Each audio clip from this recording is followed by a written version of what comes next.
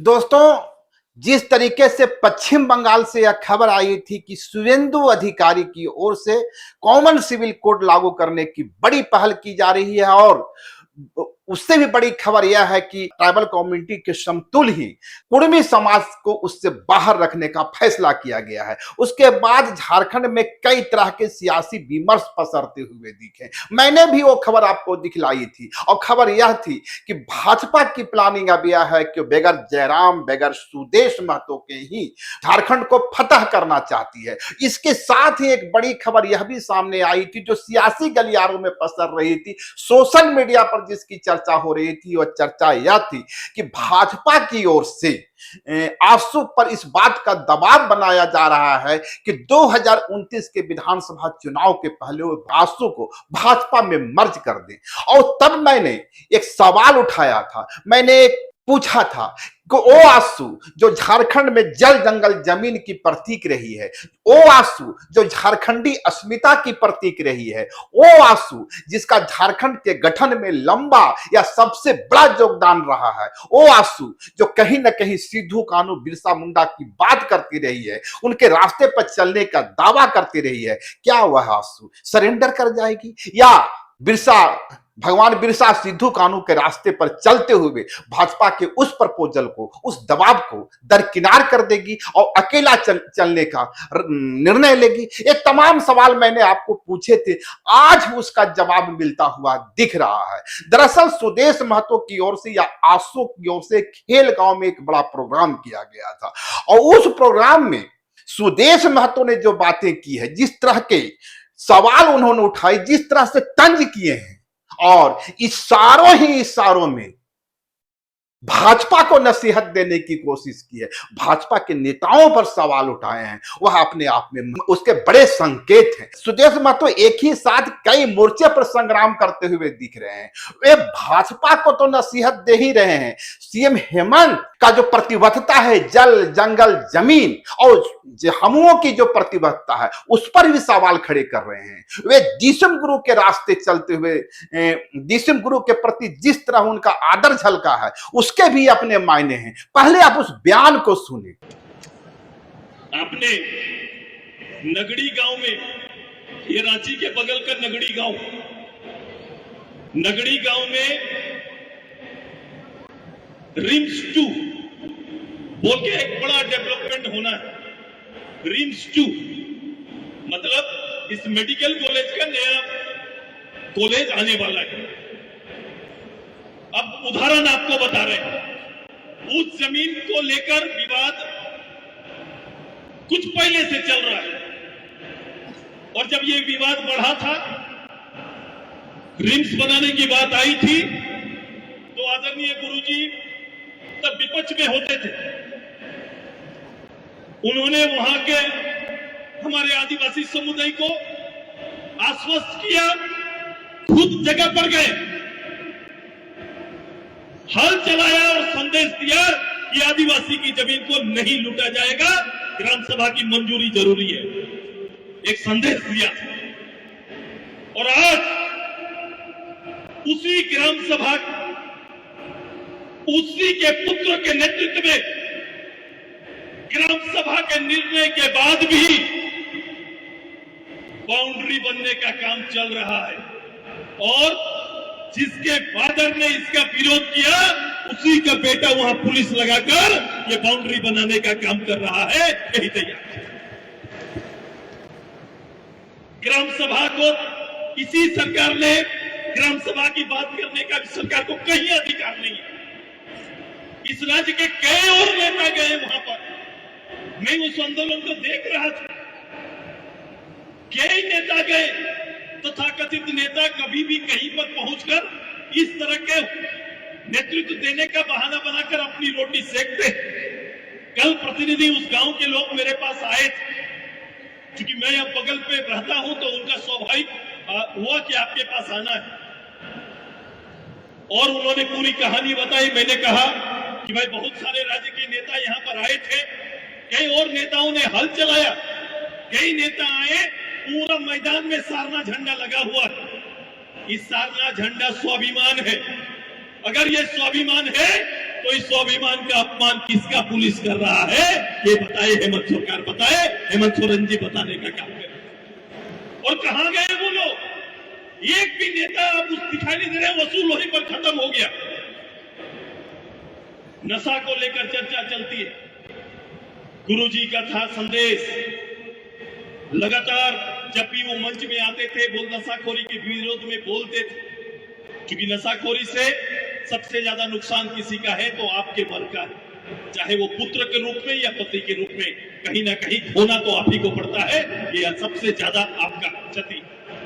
अब बताओ, ये सरकार राजस्व के लिए अपने फादर और उस पार्टी के, अपने पिताजी और उस पार्टी के आदर्श को, अगर मैं अध्यक्ष होकर कोई बात बोल रहा हूं तो ये आइडियोलॉजी होगा मेरा पार्टी का, लेकिन अगर उनके फादर आइडियोलॉजी के तौर पर वो चाहते थे कि यहाँ के लोग इस पान से दूर रहे, तो आज वही पार्टी के सरकार और वही नेतृत्व शराब बेचने की दुकान, स्कूल से ज्यादा ये दुकान गांव-गांव में खोलने का काम किए हैं। ये दुकान उनके द्वारा संचालित हो रहा है। फिर कैसा, कहां बात करेंगे, किन विषयों पर बात करेंगे? अब परिस्थितियों को देखो, आकलन करो। एक नेता आप हैं, ये सम्मेलन मात्र आपकी उपस्थिति का नहीं, ये सम्मेलन इस राज्य में नेतृत्व देने की अपील करने के लिए आपको बुलाए। भागीदारी देने का स्तर देखो कि हमने पार्टी ने तय किया कि न केवल एमपी, एमएलए, मुखिया आरक्षण, बल्कि इस बोर्ड का नेतृत्व बूथ में बैठकर करने वाले भी हमारी महिला होगी, और हमारी पार्टी ने PLA 2 बनाने का निर्णय लिया।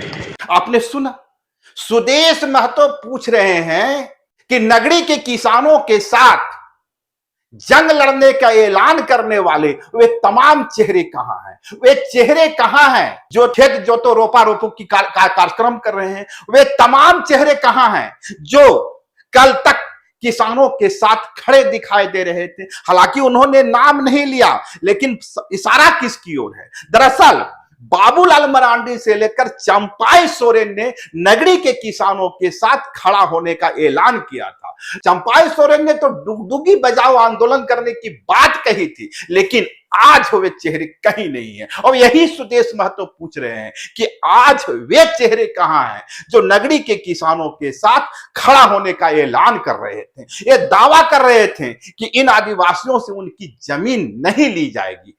तो फिर सुदेश महतो का इशारा किसकी ओर है?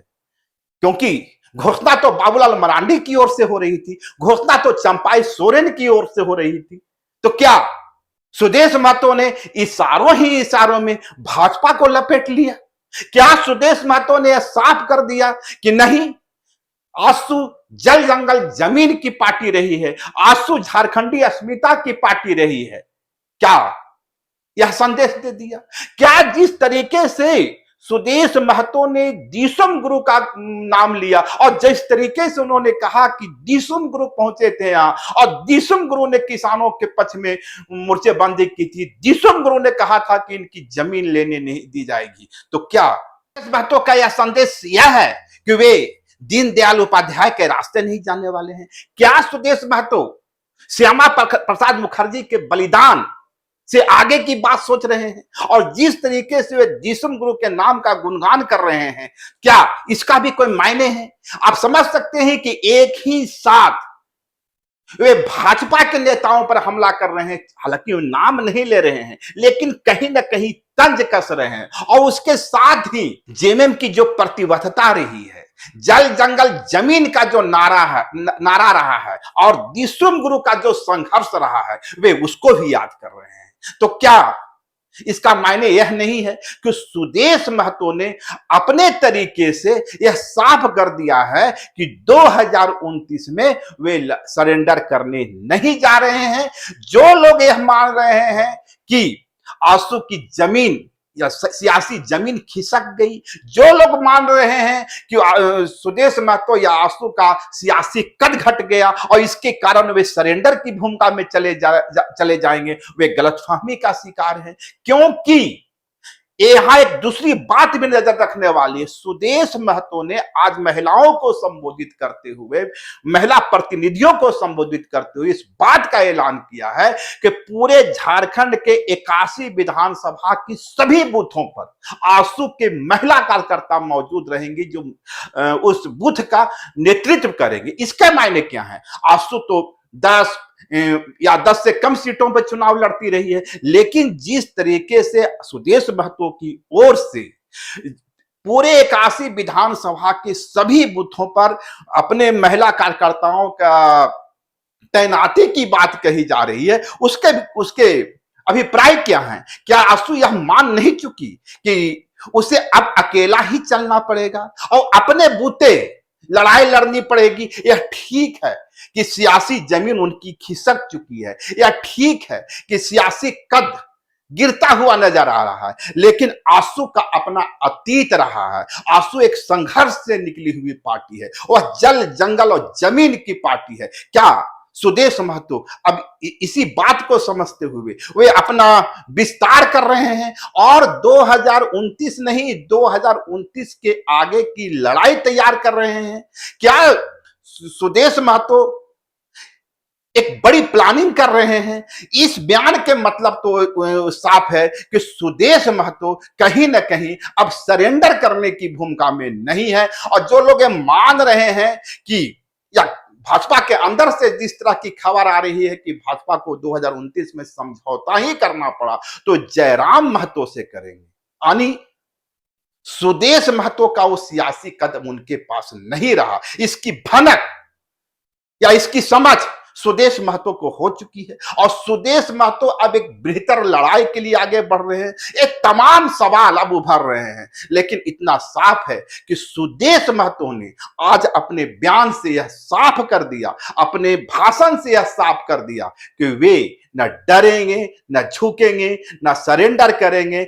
हाँ, 2029 और 2029 के बाद के लिए एक बड़ी लड़ाई का ऐलान करेंगे। लाइव लगातार के वीडियो को लाइक करें, सब्सक्राइब करें और बेल आइकन को दबाना न भूलें।